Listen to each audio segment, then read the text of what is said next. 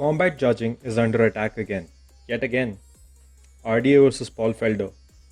कुछ लोगों को लगा कि फेल्डर सिर्फ 2 राउंड जीता, कुछ लोगों को लगा कि फेल्डर एक भी राउंड नहीं जीता, लेकिन सिर्फ एक इंसान है जिसको लगा कि फेल्डर 3 राउंड जीता और साथ ही फाइट भी जीत गया. और उसके मानने ना मानने से ही फर्क पड़ता है, क्योंकि he happens to be one of the 3 जजेस स्कोरिंग द फाइट. सारे एमएमए मीडिया आउटलेट्स ने यह फाइट आरडीए के लिए स्कोर किया था, लेकिन जिनकी स्कोरिंग से फर्क पड़ता है उन्होंने गलती कर दी. एक और गलत जज and RDA would have had a loss on his record for a fight that he one. लेकिन ऐसा क्यों हुआ? इसके क्या कारण है? I can think of 3. Number 1, not understanding the rules. Scoring system अभी भी कई फाइटर्स और जजेस को सही से नहीं आता.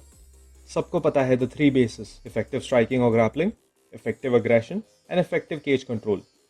लेकिन बहुत कम लोगों को यह पता है कि ये स्प्लिट नहीं है, it's a priority order. Second, lack of combat experience. कई जजेस बॉक्सिंग से आए हैं और उनमें से कईयों के पास बॉक्सिंग का एक्सपीरियंस भी नहीं है. MMA is different from any other combat sport. MMA striking is different from boxing और इवन मुay थाई. और grappling has an added element जो इक्वली इंपॉर्टेंट है. ग्रैपलिंग थोड़ा सा तो सीखना पड़ेगा.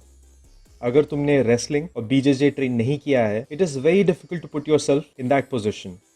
कई पोजिशंस जो दिखने में एडवांटेजेस लगते हैं वो होते नहीं हैं, लेकिन उससे भी ज़्यादा कई ऐसे पोजिशंस हैं जो देख के खतरनाक नहीं लगते लेकिन असल में बहुत घातक है.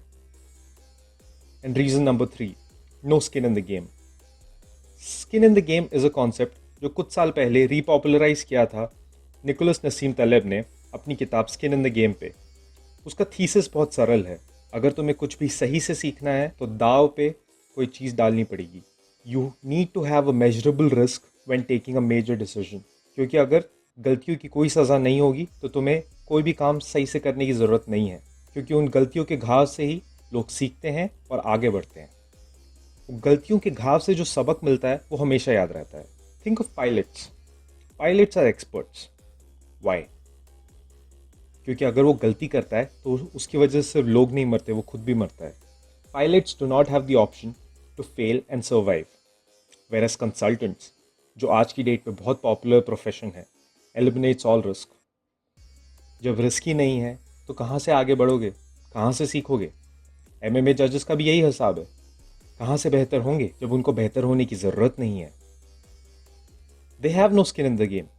दे can make the mistake and then make the same mistake again and nothing will happen to them.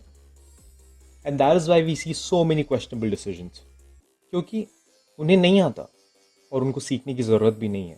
That is something to think about. Until next time.